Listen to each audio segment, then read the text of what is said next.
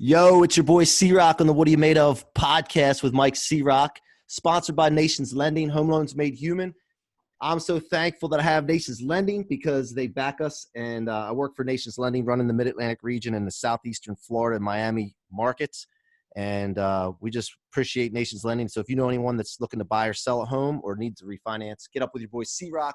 My team will take care of you and all your financing needs. So guys, listen, I've been bringing some great guests on, and I'm trying to outdo myself each time. And there's something to be said about just reaching out to people and just asking. And I reached out to Brad Lee. If you haven't heard of Brad Lee before, he's the founder and creator of LightSpeed.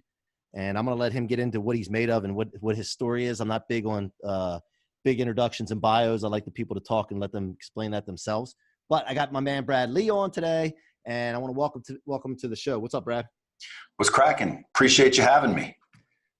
Hey, so I believe everybody's got a story, and that's what the What Are You Made Of movement's all about. And just to remind people, listen, my dad gave up on me when I was 11 and sparked a fire when he threw a $100 bill at me and said, you're going to need this when you're living on the streets with your mother one day.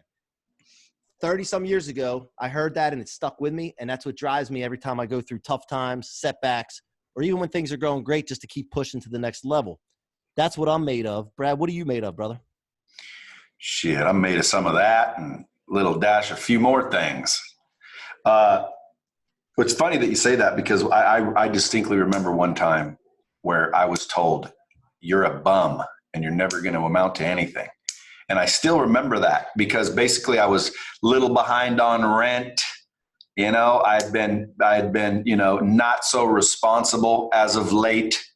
And, someone was just very angry and they said, you're a bum and you'll never amount to anything. So again, I can feel what you said about what your dad said. Do you ever talk to your dad? No, not by my choice. If I saw him, I'd give him a big hug, and I've forgiven everything he's done. But he hasn't. See, and he projects it. Interesting. One of these days, I'll have you on my podcast, and I'm going to dig into that. But since this one's yours, what am I made of? Bones, blood, and freaking flesh, bro. And salt, water, okay, carbon, my man. I'm made of carbon. However, when you say, who am I made of, what I are you referring to? My flesh, my body, or the spirit, the soul, the inside? What are you talking about? The spirit and the inside, brother. Oh, buddy, I'm made of diamonds and iron, bro. Diamonds and iron. So I've heard some of your story from growing up, and if you can get into some of that, give me some experiences if you had in the past that have shaped where you are now. And the reason, by the way, when you give all the content you give out on your IG page and everywhere else that you are, a lot of people don't realize that we are speaking about ourselves a lot of times when we're pushing information out, and we're sharing it with our sales teams, we're sharing it with our followers, we're sharing it with our listeners. And what people don't realize is really a lot of times we're preaching to ourselves because of the experiences that we've been through. And so, yeah, if you could speak on that, some things that happened in the past that have shaped you into what you are today. Man, we'd be on here. How long we got? This is going to be such a long podcast. I mean, let me start at 2 years old when I learned patience can kill you. Okay, don't listen to that nonsense about patience and have patience. That's when people don't know what else to tell you. Okay, at the end of the day, man, if you want dreams and goals and things of that nature, you do not have patience. You do the opposite. You get angry, you get upset, you increase your activity, you scream louder, you make more noise. Okay, now when it comes to other things, perhaps patience is probably a better way to go. Like, for example, if you have a beautiful lady in the bedroom saying, give me a moment, I'll be right out. Like, have patience, bro. Chill, like calm down. Don't sit there and knock on the door and pant, but when it comes to goals and dreams, throw that out the door. Learned that at 2 years old. Then at 6 years old, I learned to be authentic. Why? Because I went and told everybody my dad owns Disneyland and we were actually rich, and I showed Monopoly cards to prove it. And clearly all my friends and neighborhood kids found out that no, I was actually a liar and broke, just as the evidence portrayed, because we were a blue collar family living on a hill with nice houses, which you'll never see nowadays. Anyway, I learned how not to lie, and the fact that being authentic is truly, the way to go.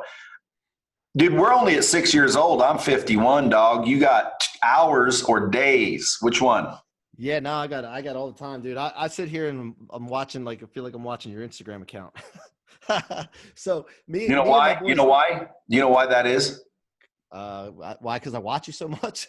No, no, because I'm what you call authentic and real. Authentic, genuine. And Yeah. watching my Instagram account is like watching me because it's the same person and the same thing.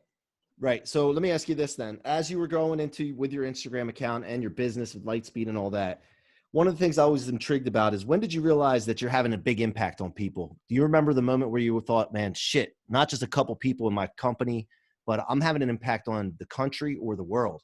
Like, do you Yeah. remember that moment? Not that moment. I do remember considering that. In other words, I don't remember when I became a quote unquote millionaire. I just realized that I was one. I don't remember I don't remember the day I remembered or realized that, hey, mom, we're making quite an impact here. And it's not I, but we in that case. And yeah, man, there was a time that I went, wow, man, there's a lot of people learning on Lightspeed. We're helping a lot of people make more money, man. Our clients are making a big impact and we're making a big impact on people. I had that conscious thought. It was a while back too, because we've been around a while, 20 years now. But ironically, I do remember having that thought. I just don't remember the date. Right, right. So see, I've started this movement back in November. It's always been in me, obviously, but things are starting to move at light speed, no pun intended. Like I'm really feeling like a fast movement of impact throughout the world, and people are reaching out to me from all over the place, and I'm not used to that. So it's something I'm having to get used to. But the other thing is not settling and relaxing and saying, "Hey, okay, things are starting to work.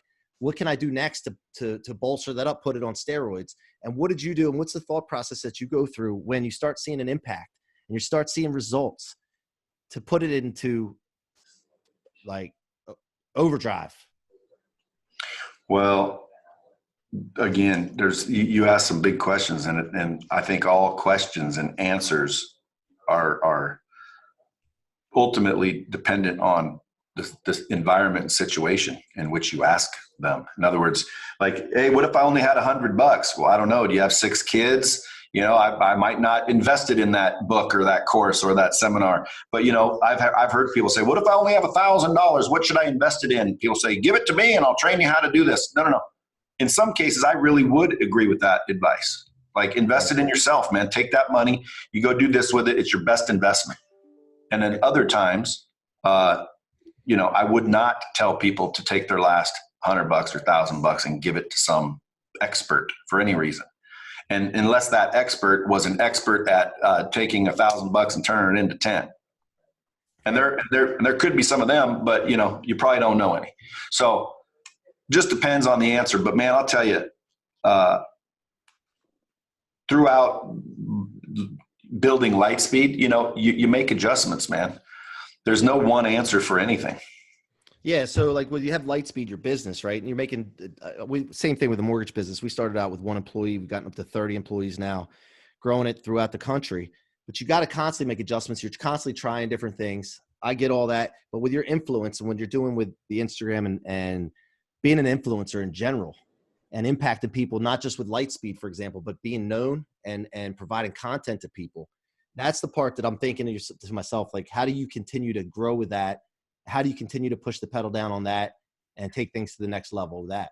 Well, you either pay for it or you just increase your activity. So like, for example, I could be on more podcasts. I could be on more stages. I could write more books. I can make more posts. There's more channels than just Instagram and YouTube and Facebook. There's massive amounts of other platforms and avenues I could be on.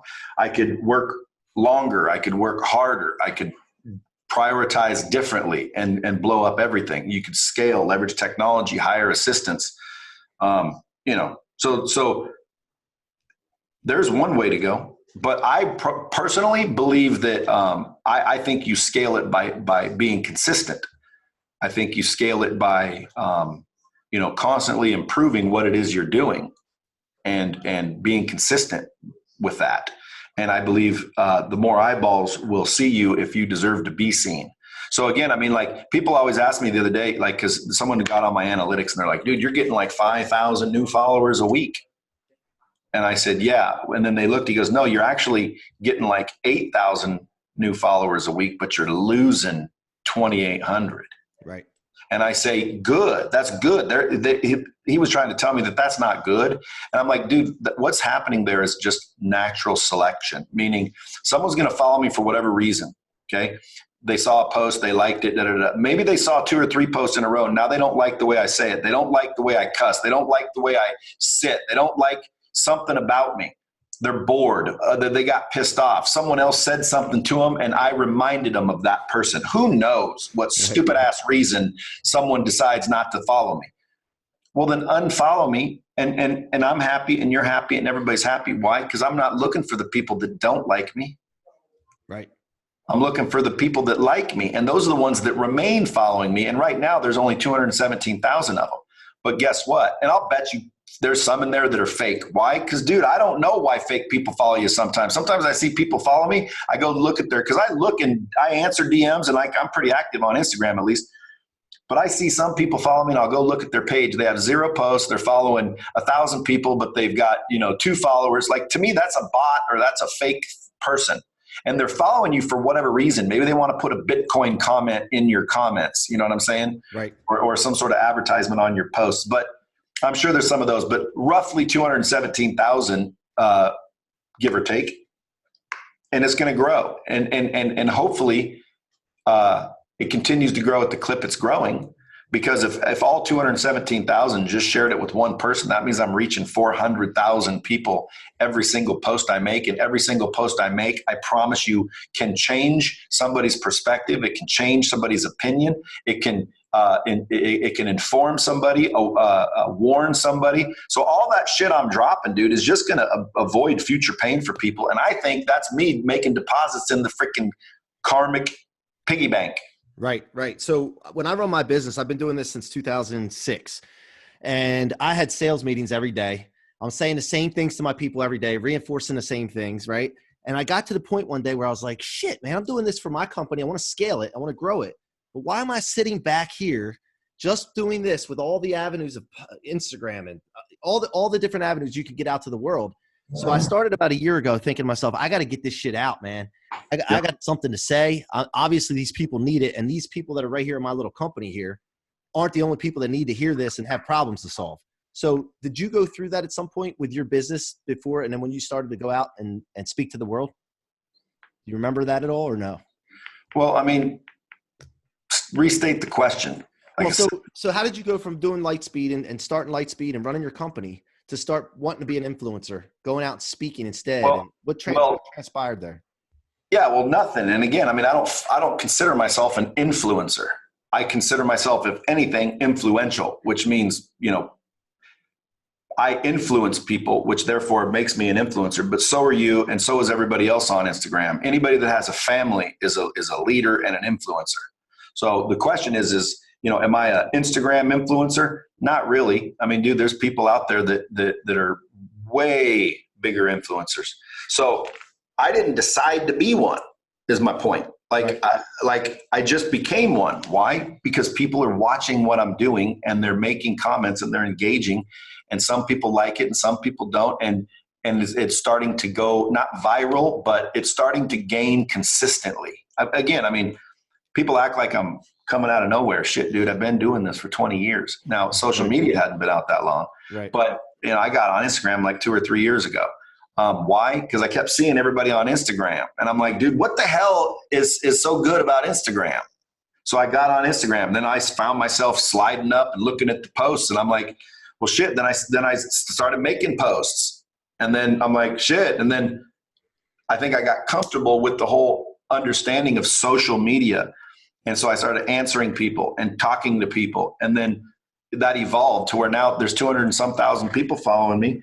A lot of engagement, which causes people to want to come see me speak. And by the way, I don't really speak. I talk. I just chat like I'm doing it right now. This could be a stage. It's the same thing to me. Right. But at the end of the day, people come and listen to me because they might have saw a video or someone might have shared something or, I've heard something. But dude, so many people don't know who I am. Calling me a celebrity or an influencer is literally as myopic as you can get. Like I'm the exact opposite of an influencer. Like I'm influencing hardly anybody. I'm making an impact on very few people. Like, Jesus, even though that wasn't his name, that's an influencer. Okay. Believe it or not, Hitler was an influencer. Okay. And by the way, there's good influence and bad influence. Right on. Yep. So Brad Lee, by the way, he's not an influencer, bro. He's just a dude posting his life on social media and letting people hopefully pick up some value so they don't have to make the same mistakes I did. I mean, dude, you don't have to learn the hard way. I did already. If you believe me, follow me, pick up these nuggets. I've had people say, dude, I get more value from just your free podcast and posts than I do for paid courses. 100%. Tangible, tactical value. And I'm like, dude, that's like a big compliment to me. Imagine what my paid courses are like, or my paid coaching, if I'm just dropping my free shit, which is funny too, because guess what? It's the same shit. Repackaged. No, it's not repackaged. It's, in other words, I am giving you guys what I would tell you privately. It's just privately you want my time. It's going to cost a lot of money for me to tell you these things. And we're going to apply them to your individual situation. Like who are you? How much are you making? You're 30 employees. Yeah, I remember when I had 30 employees. Hey, listen, are you starting to get sued yet? Nope. Oh, well, you will. So here's what I'd start doing. I'd start putting away $2,000 a month into a savings account. I know you don't think you need to, but you'll need to. Right.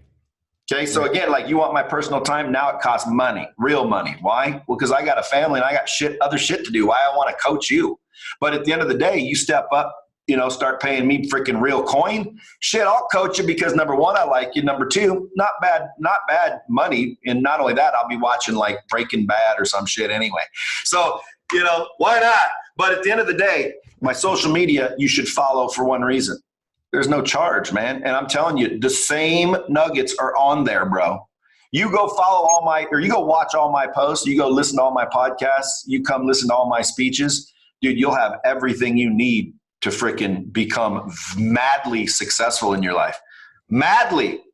Whether it's business and financial, whether it's spiritual, whether it's a relationship. I break down religions. Like I'm seriously. Oh yeah. And by the way, like I'm the most fair and open-minded person you can see, and I just present what I found as evidence, and then people get to decide. Now again, you're going to say, well, what is the right religion? I don't know, and that's the right answer. Nobody does, but nobody's brave enough to admit it. Other than like again, you go talk to a Catholic priest. What do you think they believe in? Of course. Now go talk to a rabbi. How the hell can two intelligent people completely believe two very different things when in reality, if you look at them both, which I have, they're not that different. That's what I find.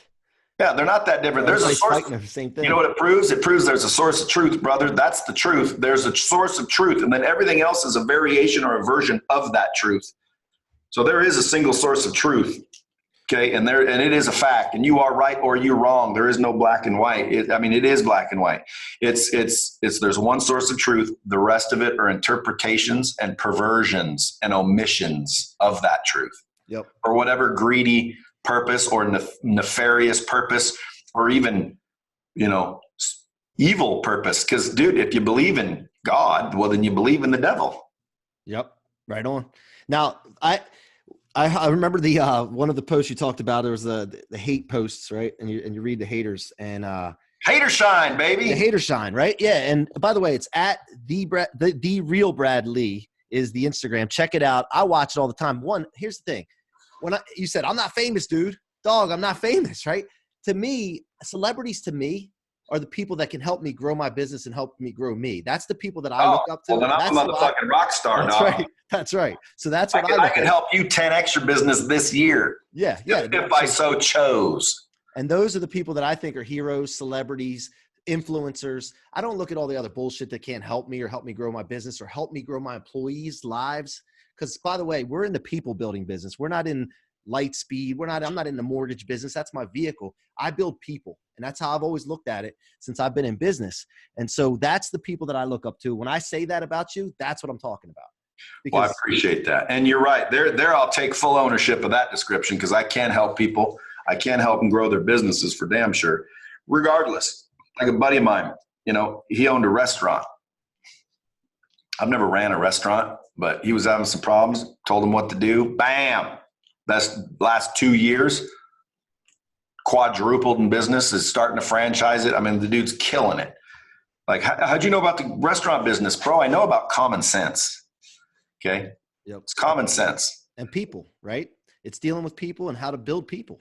Because if you Well, build people the right way, the business will run like a machine, right? true. Well, yeah, absolutely true. I mean, again, a team is key. Yeah, I mean, a lot of your time running your business and your sales meetings and all that, it's not, obviously there's tactics and closing and presenting and handling objections and all that stuff. It's important. Don't get me wrong. But if the people's mind's not right and they're not built up, they're not going to follow through any of those tactics and techniques. Now that's a lot of stuff that we focus on. But me and my friends and my colleagues and my partners, we watch your stuff because we relate to it and we get a kick out of it. So besides the content of being able to build off of it, we get entertained by it. So the entertainment factor comes into play. And when you entertain people, they will come. So that's the thing that gets me, man. And I looked at people that can help me grow. But when you're also entertained, dude, that's just an added extra. And you make me laugh my ass off. Well, I appreciate that. Good. That's what it's all about, dude. Laughter's like a medicine. Yeah. So that's what drew me to you, buddy. And by the way, so one of the things I wanted to talk to you about too was I've been dealing with this with our sales team recently, and a lot of our loan officers deal with the transactions as transactions, and they stop thinking about the lifetime value of a customer or the benefit of someone in a loan business. We close a loan, they think it's over, right? Oh, I refinanced you, I'm done, right?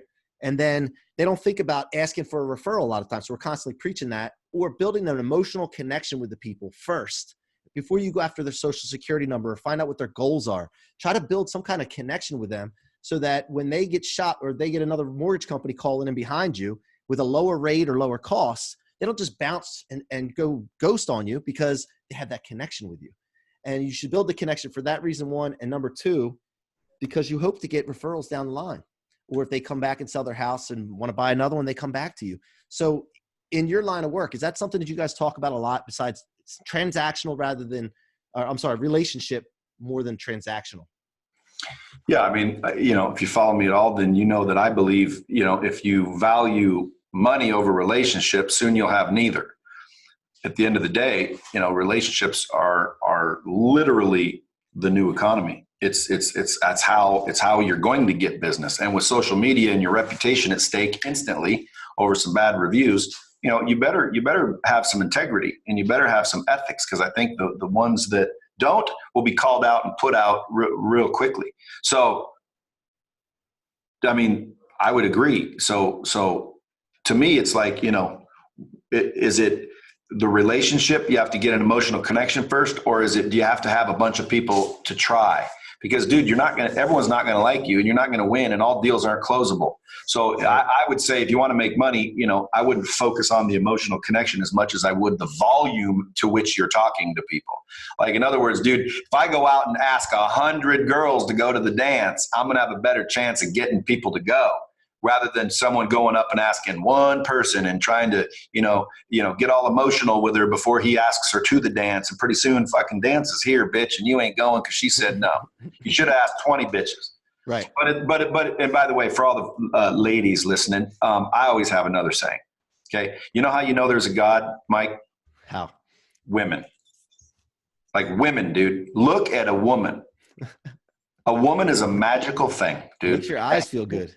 All I'm saying, dude, is whoever invented a female must have been God, because who could have invented such a perfect thing, a perfect form, a female, dude? Think about it. What's better on earth than a female?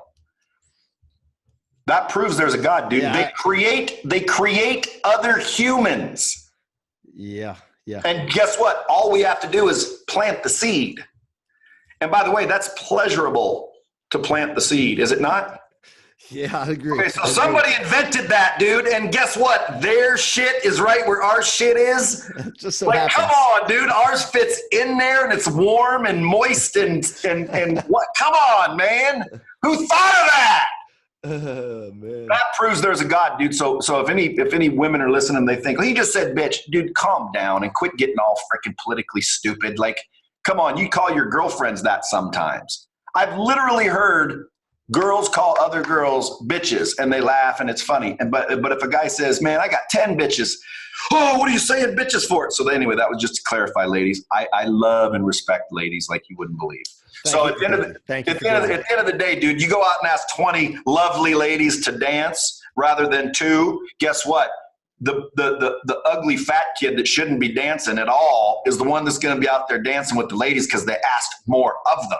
So I wouldn't say focus on making an emotional connection, although I completely agree with making an emotional connection because relationships are what matters. But before you worry about making relationships with others, I would strongly advise that you look in the mirror and fix the relationship with yourself first.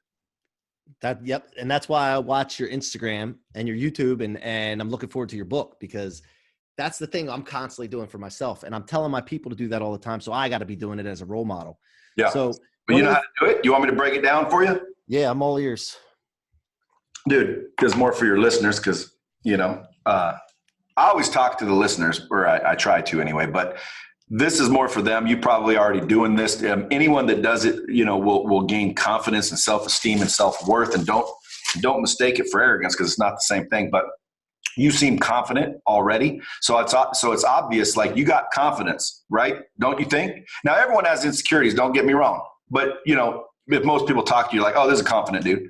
So to get that confidence, most people deep down don't realize that their whole life they've been programming their minds to be a loser and to hear negative things and to allow negative things and to do self-talk negatively about yourself. And then you set goals, and we're educated to set big goals, and then you don't reach them. And all of a sudden it's like, what does your subconscious really believe about you?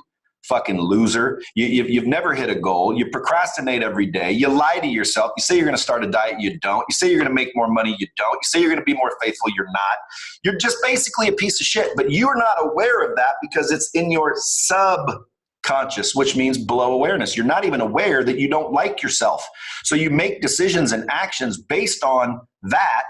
And that's why you're not succeeding and you can't break through that glass ceiling and you're just not in a position to win. And you'll never be because you're more worried about the outside rather than the inside. So how do you fix the inside? Well, let's break it backwards. How did you fuck it up? Well, you fucked it up by sitting there listening to all this negativity your whole life, picturing yourself losing your whole life. So you have to reverse that, dude. Your mind is a series of mental images. You have to get those mental images, pictures, and stories and smells and sounds out of your subconscious mind. How? You can't hit delete. It doesn't work that way. There's only one way. You replace them. You replace those images and beliefs in your subconscious. How? Here's how. Got your pen handy? Here's how. Number one, just like anytime you're sorry and you want a new chance with somebody, what's the first thing you would do if you screwed up on your girl, Mike, and you wanted her to give you another chance? Apologize. That's right. You apologize, but you apologize to yourself. Sounds stupid, like, stupid. Okay, well. Forgive yourself, yeah. Forgive yourself, man. Everybody deserves a second chance. Don't believe what you've been told your whole life, even if it's by yourself. In other words, even if you told yourself that. It's not true. Get rid of it. Forgive yourself. Get your slate clean. Number two, make a commitment. Now, that's a big word, commitment. Commitment means always do what you say you're going to do from that point forward. Always do what you say you're going to do. You get to decide what you're going to do. You're the one that decides what you're going to do. Nobody can make you do anything you don't want to do. So therefore, you control what you do, and what you decide to do is your choice and 100% your choice. And you take that responsibility.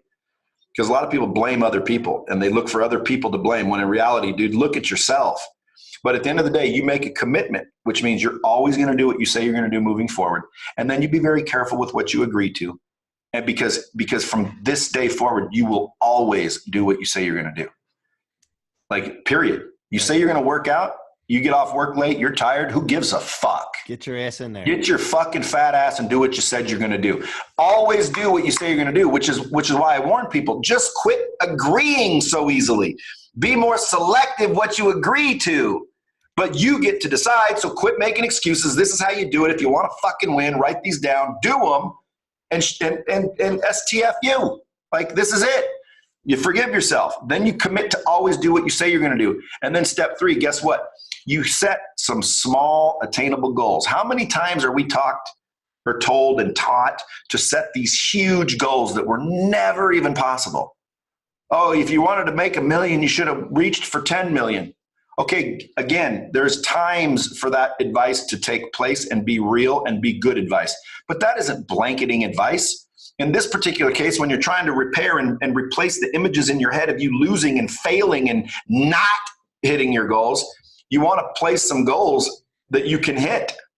Right. So you make 10 easy goals every single day, which are a little bit better than yesterday, but 10 easy goals that are easy to hit, which means if you don't fucking hit them, it's because you didn't fucking do it. It's because you made the choice to be a loser. See what I'm saying? So now you're now aware, because before it was subconscious. Now it's conscious.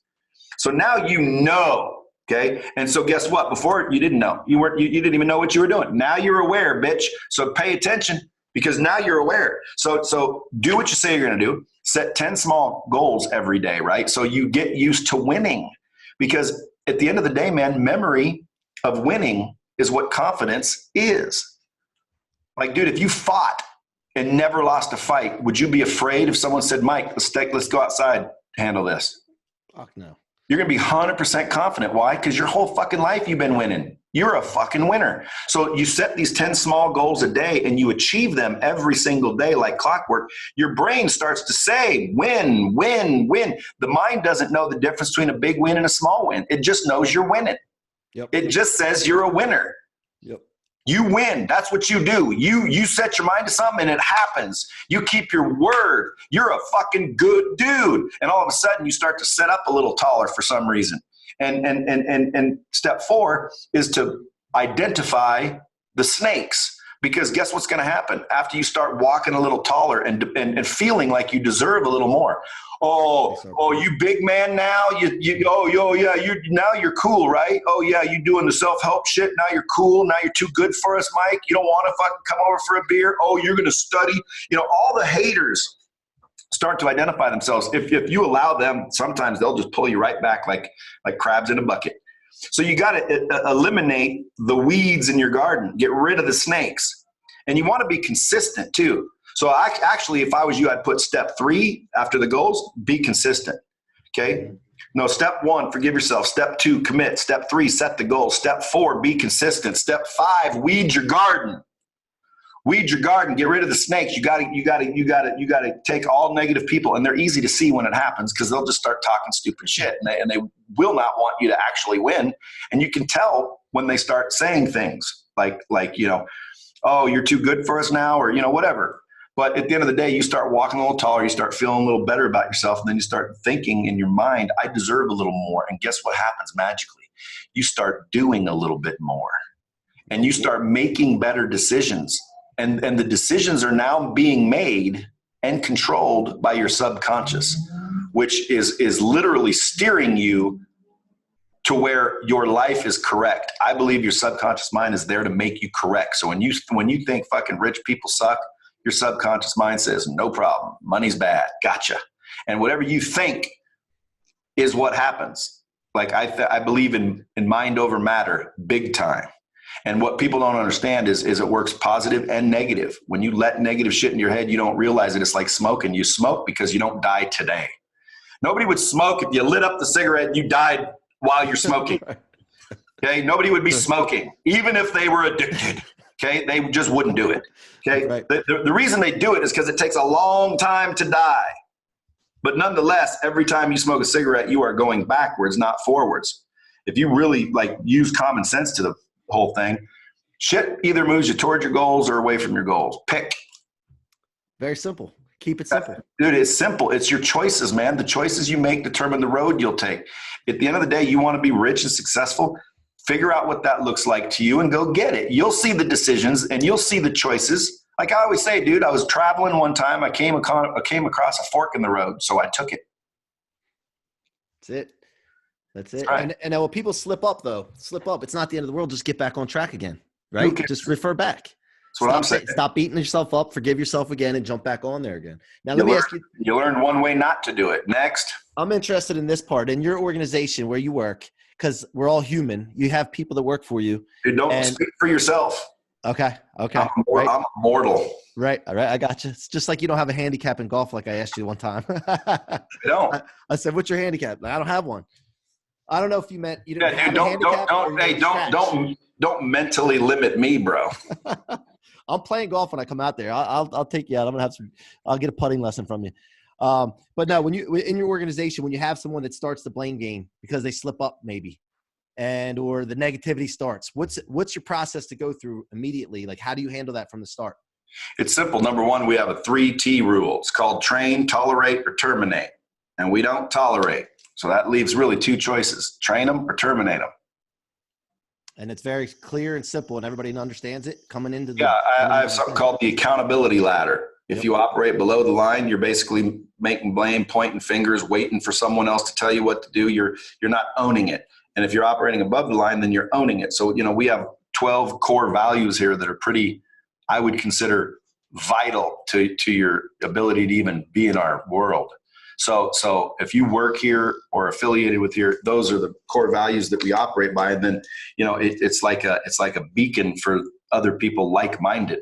So you'll attract good people with good core values that you actually, hold people accountable to. And then you rock and roll, man. Yep. Listen, I have a great culture here, but it's always good to hear a different perspective from it, and just to make sure that we're on the same page. And I love to hear new rule. Dude, so not only that, but a lot of people don't hold people accountable. Look, I got this thing I'm developing, and I'm going to sell it to business owners, especially younger ones, newer ones, because at the end of the day, I call it nothing personal. Nothing personal. # nothing personal. Well, because here's what I want to say. Mike, let's pretend I'm hiring you. Mike, I want you to be my sales manager. I'm going to pay you $10,000 and 7% of the net profit of the department. Fair enough? You say, yes. I say, good. In exchange, I want you to do this, and this. Okay? Here's how I'm going to measure you. You understand? Here's how I'm going to measure you. And this is good and this is bad. Do you understand these things? They say, yes, I understand. Okay, so you realize that this is what I want you to do in exchange for this amount of money. And then this is good and this is not good. They say, yeah, good. Sign here that says it's nothing personal, because at that point in time, it cannot be personal. It's Mike, you're doing great. How do we know? Because we already told you what good looks like.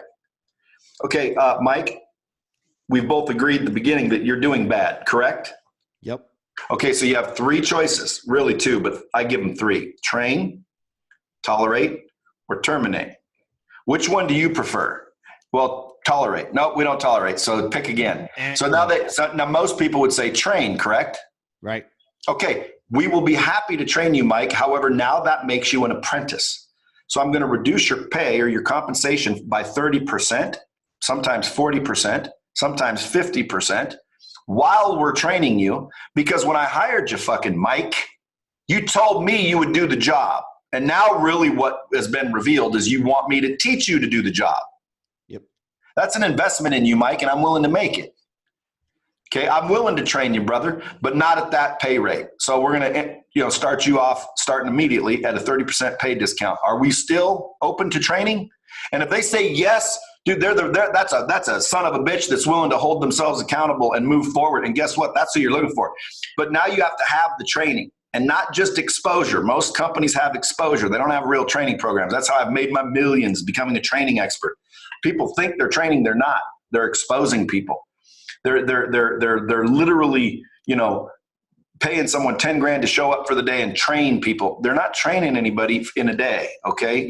What if the military let you watch a war video and told you to go? Right. Like, dude, that's not training. Okay. That's exposing me to some fucking information. Okay. You read a book once, right? That doesn't make you aware of what's in the book. That makes you, familiar with what's in the book. At the end of the day, you want to master what's in the book. You got to read that book a bunch of times. You want to go to a church from a pastor who read the Bible once?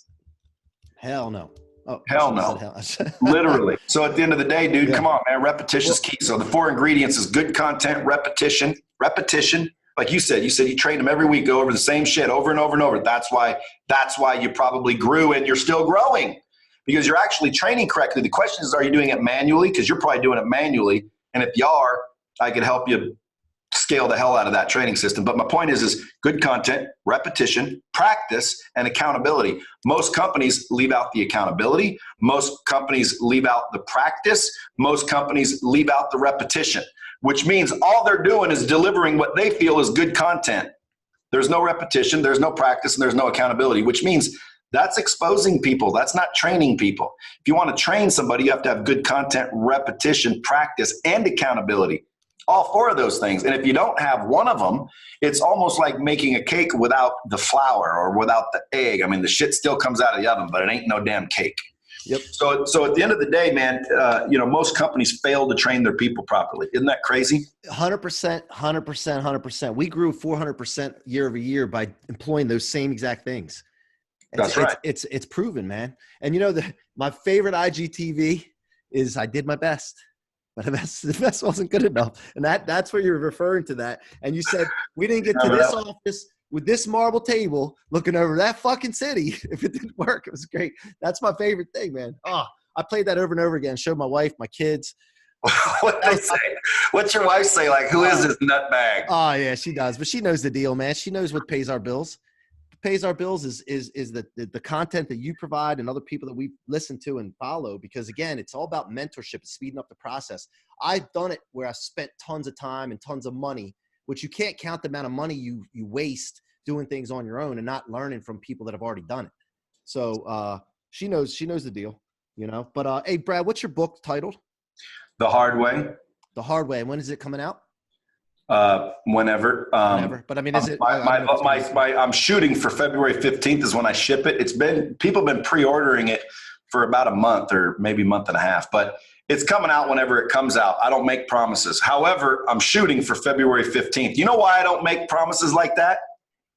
Because I do what I say I'm going to do. And if you make me say a fucking day, well, then I have to. So that's what I meant earlier. Like, control what you agree to. I don't have to pick a day. People are pre-ordering it. Yep. But as long as they get it someday. Yeah. Okay, good. If they're pre-ordering it with that expectation, that I can make sure happens. They will get it someday. I'm with you. I'm doing the book too. But I'm looking at February 15th. Gotcha. Okay. I'm a few months behind you, but same thing. I feel you. I feel you with that. So but you want to pre-order it right now. You know why? Why? Because whoever pre-orders one, by the time I hit the launch button, they're going to be special books. They're going to be custom signed and custom somehow, to where a certain amount of customized original books will be in the world of millions of books. 'Cause I'm going to sell the shit out of it. And then like maybe 10 years from now, when I'm a legit Elon Musk type billionaire, I'm going to offer money for those books or something special. Like if you own or possess one of those books, dude, it's going to be like having a fucking Wonka ticket. I love it. I fucking love it. Where can they go to a pre-order? It's $24.95 for a lottery ticket. Just go to bradlee.com. And by the way, that's L-E-A, Lee. People say, is that Leah? And I say, I don't know. Do you drink Tia? Let's go, man. Let's go. All right. Hey, listen, audience, we support our people that come on, our guests, man. Go on Instagram, The Real Bradley, L-E-A, and check Brad out. Get the entertainment that I get, but more importantly, the content, and help grow your business and yourself. So Brad, thank you very much for coming on, brother. I appreciate you, man. Hey, no problem. Listen, Dropping Bombs is a podcast you should also be subscribed to. Don't be stingy with your listeners, friend. Dropping Bombs it's always on the IG page though, right? So that's how I see it. Yeah, I'm messing with you. But dude, next time you come to Vegas, because I only do it live. The next time you come to Vegas, hit me up in advance, and I'd love to have you on Dropping Bombs, bro. Listen, I'm the type that'll hop on a plane when you tell me to. I'm very spontaneous like that. So I'm here all week. Next week I'm on that cruise. Hey, by the way, Hawkins, okay, I don't know if I'm going on that cruise. The coronavirus is spreading. Yeah, man. Watch it. Dude, if you don't want a haircut, stay out the fucking barbershop, okay? That's the facts, guys. Now, listen. I know too much about that. I know, but at the end of the day, listen, I think it's population control. Okay, every 4 years, there's a disease that comes out so someone can sell some vaccination. Okay, remember SARS, mad cow, yep. Crazy bird, whatever they all are. Swine flu. Yeah, dude, it's always every 4 or 5 years. Guess what? And then they release this shit. Bunch of people die, population control. Then somebody comes out with this miraculous injection or whatever it is, and it's a pharmaceutical company that miraculously have discovered the cure, and now they're rushing it to every hospital in the country. The question is, are you going to remain alive long enough for the vaccines to be released? So keep your hands washed, kids.